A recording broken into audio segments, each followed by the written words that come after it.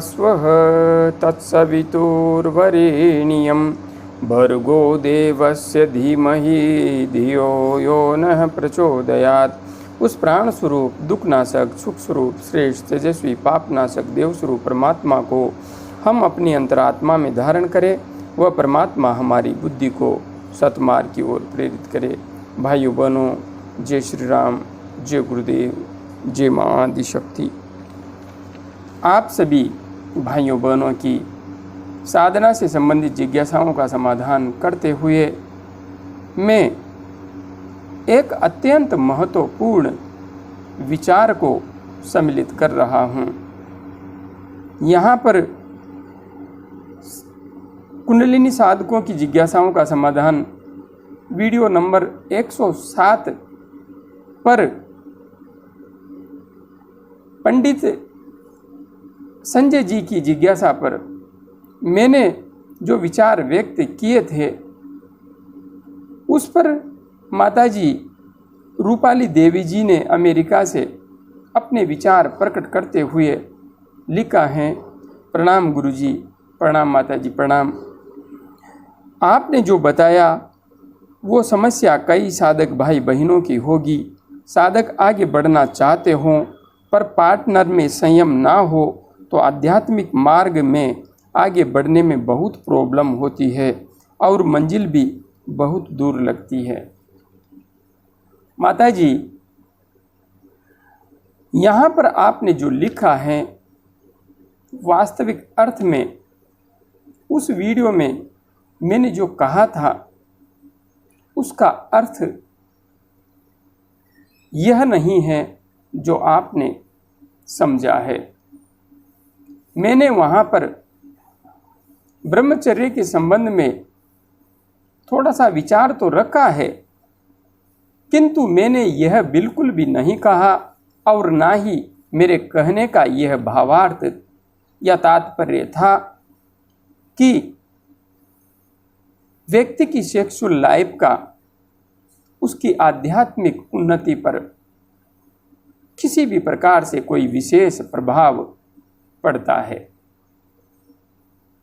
यदि पति पत्नी के बीच में वैचारिक सामंजस्य है, उनके बीच में प्रेम पूर्ण व्यवहार है, तो जो सेक्सुअल लाइफ है वह आध्यात्मिक उन्नति में किसी भी प्रकार से बाधा नहीं पहुंचाती है। यह मैंने स्पष्ट रूप से, प्रमाणित रूप से अनुभव किया है। क्योंकि हम जब साधना के मार्ग पर आगे बढ़ते हैं तो उस स्थिति में हम साधते किसको हैं? हम साधते हैं मन को। काम ऊर्जा को साधना साधना का कोई अंग नहीं है, कोई भी अंग नहीं है। हम मन को साधते हैं और मन कब सधेगा? यदि किसी व्यक्ति को भूख लगी है और वह ध्यान करने बैठ जाए, तीव्र भूख लगी है, तो क्या वह ध्यान कर पाएगा?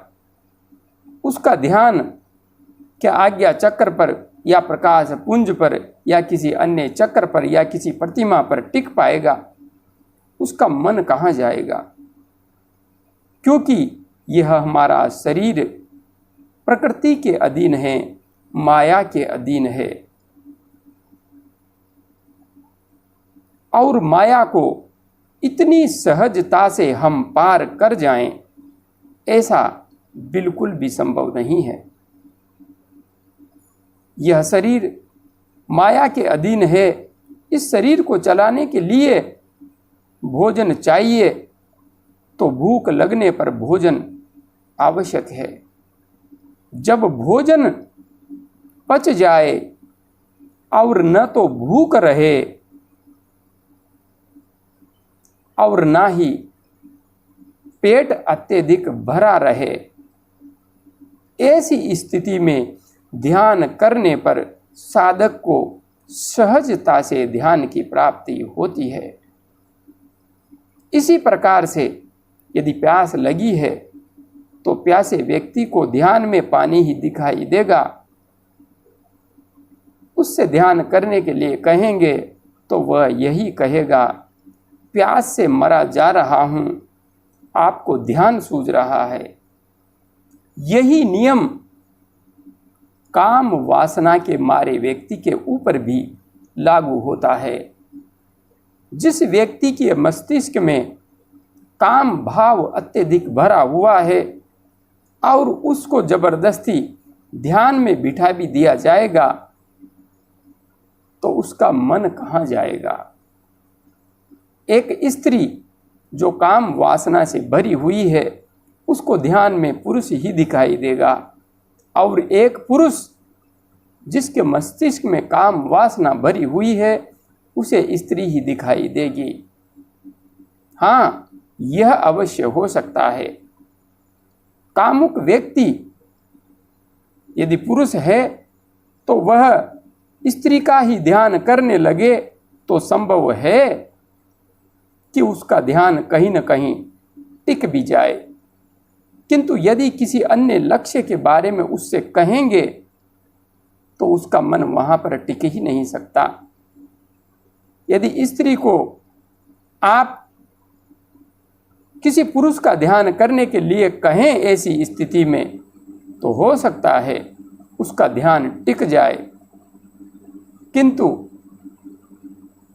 वास्तविक अर्थ में जिस ध्यान की प्राप्ति एक स्त्री और पुरुष करना चाहते हैं उस ध्यान की प्राप्ति उन्हें अति काम भाव को मस्तिष्क में धारण करके नहीं हो सकती।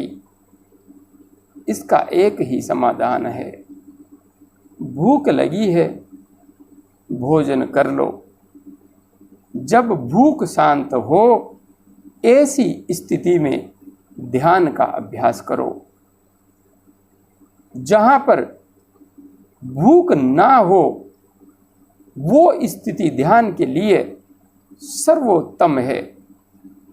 और हाँ, इस तरीके से ध्यान करते हुए जब साधक अपने मन को एकाग्र करने में सफल हो जाता है, साधने में समर्थ हो जाता है, ऐसी स्थिति में फिर वह घटना घटित होती है कि उसकी काम ऊर्जा का रूपांतरण होने की स्थिति निर्मित हो जाती है और वास्तविक रूप में जिस ब्रह्मचर्य का महत्व ग्रंथों ने गाया है उस ब्रह्मचर्य का महत्व यहां से शुरू होता है। जब साधक कुंडलिनी साधना करते हुए अपनी प्राण ऊर्जा को सहस्रार चक्र तक प्रवाहित कर देता है, उसके बाद में वास्तविक रूप में ब्रह्मचर्य शब्द का महत्व घटित होता है। जहां तक बात है आध्यात्मिक उन्नति की, तो आध्यात्मिक उन्नति तो प्राण ऊर्जा के सहस्रार चक्र में प्रवाहित हो जाने मात्र से ही संभव हो जाती है, क्योंकि साधक इस स्थिति में गहरा ध्यान लगा पाने में समर्थ हो जाता है। मन उसका सद जाता है, मन उसके नियंत्रण में आ जाता है, तो निश्चित रूप से आत्म उन्नति को तो वह प्राप्त कर ही लेता है, किंतु काम ऊर्जा का रूपांतरण जिस बात को द्योतक करता है, जिस बात को स्पष्ट करता है, वह है साधना से शक्ति का जागरण। साधना करके साधक असीम ऊर्जा को अपने अंदर धारण करना चाहता है। इस स्थिति में ब्रह्मचर्य महत्वपूर्ण हो जाता है। यहाँ पर आप जितने अधिक ब्रह्मचर्य को धारण करेंगे उतना ही आपके अंदर ऊर्जा का विस्फोट होगा, प्रस्फुरण होगा, जागरण होगा। किंतु प्रारंभिक साधक के लिए यह नियम किसी भी प्रकार से हितकर नहीं है कि आप भोजन खाना छोड़ दो और ध्यान लगाओ। कभी भी ध्यान की प्राप्ति नहीं होगी, बिल्कुल भी नहीं। हाँ, वह व्यक्ति जिसके अंदर काम भावना कम है, क्योंकि प्रत्येक व्यक्ति यहाँ पर एक समान नहीं है, प्रत्येक स्त्री यहाँ पर एक समान नहीं है। बाहर से स्त्री और पुरुष जिस प्रकार से अलग अलग दिखाई देते हैं, उसी प्रकार से अंदर से भी हमारे अंदर बहुत बड़ा परिवर्तन होता है। शारीरिक दृष्टि से भी प्रत्येक स्त्री और पुरुष बाहर से ही नहीं, अंदर से भी अलग होते हैं। सामान्य ऑर्गन्स सब एक जैसे होते हैं, किंतु काफी बदलाव होता है। उसी प्रकार से मानसिक स्तर पर प्रत्येक स्त्री अपने आप में अलग है, प्रत्येक पुरुष अपने आप में अलग है। किसी के अंदर काम भाव अत्यधिक है तो किसी के अंदर काम भाव बहुत कम है, स्पष्ट है। और साधक इस विषय को अपनी जन्म पत्रिका से भी समझ सकता है।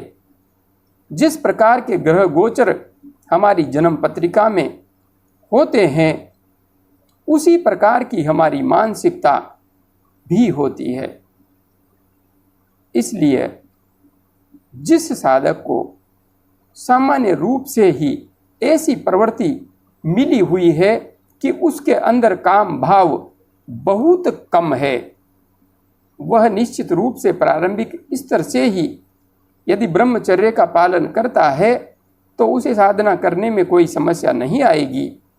किंतु जिस साधक के लग्न भाव में ही शुक्र बैठा हुआ है, काम ऊर्जा उसके अंदर अत्यंत प्रबल है, और उसको कहा जाए कि आपको प्रथम दिन से ही ब्रह्मचर्य का पालन करते हुए ध्यान के मार्ग पर आगे बढ़ना है, तो उसकी जिंदगी गुजर जाएगी, किंतु वह ध्यान कभी भी नहीं लगा पाएगा।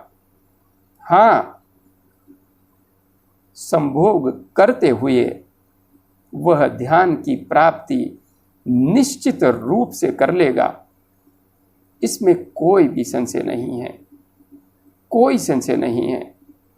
इसलिए प्रत्येक नियम प्रत्येक व्यक्ति पर समान रूप से लागू नहीं होता है, और आज सनातन धर्म के साथ यही सबसे बड़ी विडंबना है कि वास्तविक रूप में सिद्धांतों को स्पष्ट करने वालों का अकाल पड़ गया है। सबको एक ही लाठी से हाँका जा रहा है, सफलता कहाँ से मिलेगी? इसलिए वास्तविक सत्य को समझ करके साधना मार्ग पर आगे बढ़ने पर ही साधना में सफलता मिलती है, और सफलता मिलने के परिणाम स्वरूप ही सिद्धि का प्राकट्य होता है। इसलिए मेरा भाव वास्तविक रूप में यह है कि जिनको जरूरत है वे यथासंभव संयम रखें, किंतु संयम रखने से ही आध्यात्मिक उन्नति होगी, ऐसा बिल्कुल भी नहीं है। आपकी ऊर्जा का स्तर क्या है, इसे देखिए। इसे समझिए, उसके अनुसार आगे बढ़िए।